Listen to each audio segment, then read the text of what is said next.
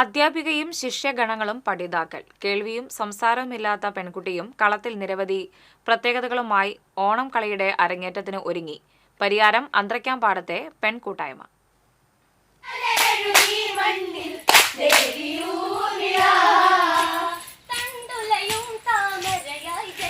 CS Umesh എന്ന യുവാവാണ് പ്രദേശത്തെ സാധാരണക്കാരായ യുവതികളെ ഓണം കളിയുടെ കളത്തിലെത്തിക്കുന്ന ദൗത്യമേറ്റെടുത്തത്.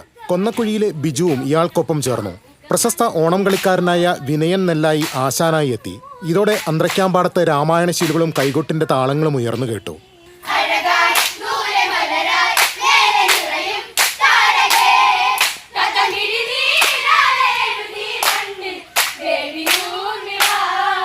നാലോ അഞ്ചോ പേരൊഴിച്ചാൽ ബാക്കിയെല്ലാം ഓണംകളിയിലെ പുതുമുഖങ്ങൾ. 6 വയസ്സുകാരായ ആഷിയും അനന്തിതയും ചേച്ചിമാർക്കൊപ്പം ഒന്നാന്തരം കളിക്കാരായി മാറി. ജന്മനാ കേൾവിയും സംസാരവുമില്ലാത്ത BA ബിരുദക്കാരിയായ അനന്യയും കളിയും ആംഗ്യങ്ങളും ഇതിനകം നോക്കി പഠിച്ചു. അരങ്ങേറ്റത്തിനു ശേഷം വിവിധ സ്ഥലങ്ങളിൽ പ്രൊഫഷണൽ ഓണംകളി മത്സരത്തിന് പോകുമെന്ന് പരിശീലകൻ സുമേഷ് പറഞ്ഞു. കഴിഞ്ഞ 3 മാസമായി നടന്നുവരുന്ന പരിശീലനത്തിൽ മികച്ച ഒരു വനിതാ ഓണംകളി സംഘത്തെ വാർത്തെടുക്കാൻ കഴിഞ്ഞുവെന്ന് ആശാൻ വിനയൻ നെല്ലായി പറയുന്നു. ഇതുപോലെ ടീം ഒരു പഠിച്ചൊരിതായിട്ടുണ്ട്. എനിക്ക് അതൊരു വലിയൊരു സംതൃപ്തി കിട്ടിയിട്ടുണ്ട്. ഇനിയും കുറച്ചുകൂടി പഠിക്കാണ്ട് നല്ല രൂപത്തിലാവുമ്പോൾ നല്ല പിള്ളേരാണ്. ഞാനൊരു 3 മാസത്തോളമായി എല്ലാവരും ഈ ഓണനാളിന് വേണ്ടിയിട്ട് കഠിന പരിശ്രമത്തിലാണ്.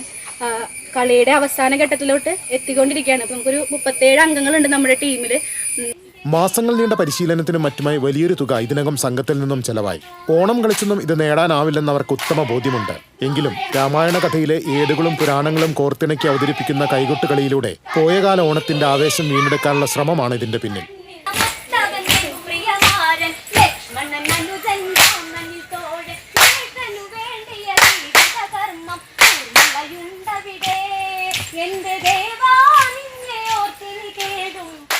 TCV news, Chalakudy.